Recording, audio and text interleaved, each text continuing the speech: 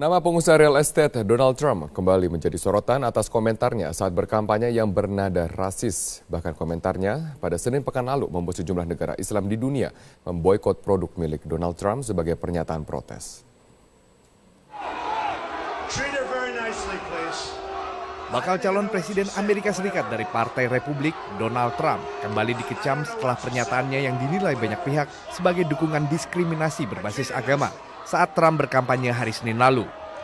Donald Trump mengeluarkan pernyataan melarang Muslim menginjakan kaki di tanah Amerika saat berkampanye di Charleston, Carolina Selatan. Donald J. Trump is calling for a total and complete shutdown of Muslims entering the United States until our country's representatives can figure out what the hell is going on.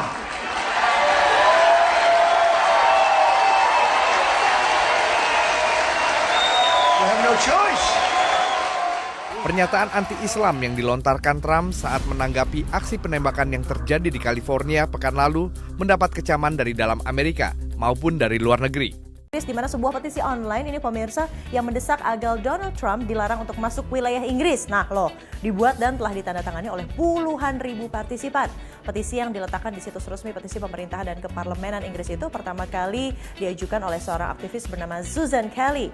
Nah berdasarkan keterangan yang tertera pada situs petisi tersebut, jika sebuah petisi sudah memperoleh 10.000 partisipan, petisi tersebut akan mendapatkan respon dari pemerintah. Wah ini udah dikit lagi nih. Untuk mencapai 10.000 dan ini dia berbagai quotes terkait dengan pernyataan kontroversi dari Donald Trump. Dimana kalau terakhir nih saya melihat tadi, nah ini dia, let the minds begin. Yes, of course. Please let the minds begin. Who wore it better? Ini nyindir banget kayaknya ya. Ya ampun. Scientists have discovered caterpillar that looks like Donald Trump's hair. Ini pastilah. Buka saja, tolong nggak dibuka nanti jadi fitnah. Buka saja, publik bisa menilai dengan nurani. Pertanyaan kami adalah, apa yang salah dengan pertemuan Bapak Setia Novanto ini? Salahnya di mana? Itu rekaman tidak legal, Bapak, karena bukan dilakukan oleh penegak hukum. Saudara tidak tahu asli atau bukan asli. Saudara langsung mengambil saja begitu, hanya mendengarkan cerita orang lain dan melaporkan ke MKD.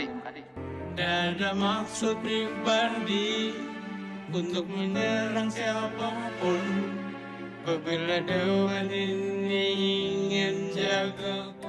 Iya, itu dia karya dari Eka Gustiwana, speech composing yang akhirnya juga viral di berbagai sosial media dan juga YouTube channel. Itu merupakan bentuk kekecewaan tentunya dari masyarakat yang sebetulnya ayolah buka saja. Betul. Coba deh, baik itu dan juga pemirsa ingat-ingat ya ketika sidang pertama Bapak Sudirman Said duduk dulu dong, ditanya sama MKD, bersedia tidak sidangnya terbuka atau tertutup? Bersedia yang mulia.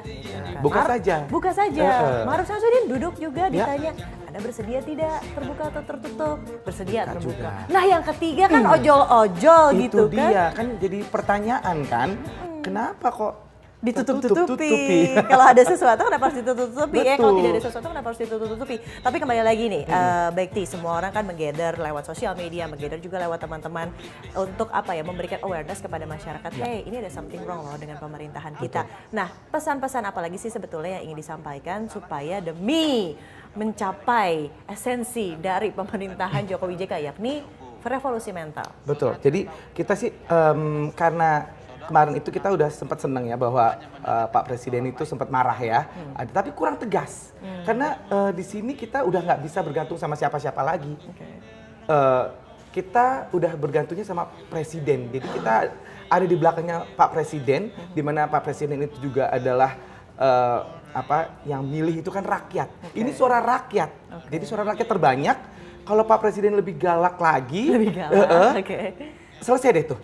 Jadi diharapkan yang diharapkan adalah ada sebuah usaha yang lebih extraordinary lagi dari Pak Jokowi untuk bisa melakukan sesuatu. Oke, semoga pesannya tersampaikan ya, betul. Bapak mungkin Pak lagi Jokowi, tolong Pak nonton. Jokowi ya.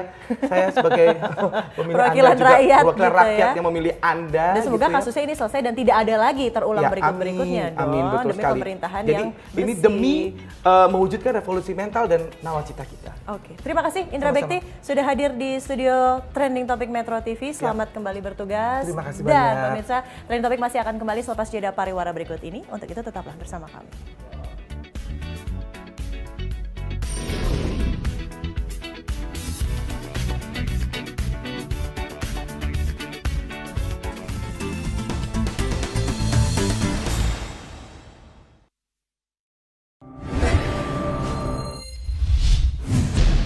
Kemarahan presiden, kemarahan rakyat. Tidak boleh yang namanya lembaga negara itu dipermainkan. Keraguan akan profesionalisme Mahkamah Kehormatan Dewan atau MKD DPR dalam menyelesaikan kasus Papa minta saham menemukan pembenaran. Keraguan itu telah menjelma menjadi ketidakpercayaan, bahkan kemarahan. Tak cuma rakyat, presiden pun ikut marah. Anomali sungguh mengakrabi sebagian besar pemimpin dan anggota MKD. Mereka duduk di lembaga mulia, sapaan mereka pun yang mulia, tetapi tabiat dan perilaku jauh dari mulia. Mereka mengemban misi suci sebagai penjaga dan penegak keluhuran martabat DPR sebagai wakil rakyat, tetapi sepak terjang dalam menangani kasus Papa minta saham justru membuat rakyat antipati. Antipati itu mencapai titik kulminasi pada Senin 7 Desember ketika MKD melanjutkan sidang dengan agenda pemeriksaan terhadap Ketua DPR Setia Novanto sebagai teradu. Disitulah rakyat marah karena MKD malah kompromistis dan memenuhi semua kemauan Novanto. Mereka oke-oke saja ketika Novanto meminta sidang ditunda dari pagi menjadi siang hari.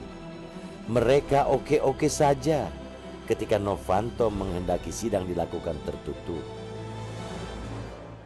Beda ketimbang dua sidang sebelumnya tatkala Menteri ISDM Sudirman Said dimintai keterangan sebagai pengadu dan Presdir PT Freeport Indonesia Ma'ruf Samsudin sebagai saksi.